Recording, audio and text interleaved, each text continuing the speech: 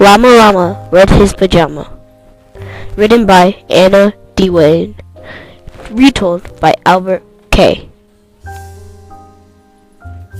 Llama Llama like his mama to read him a book.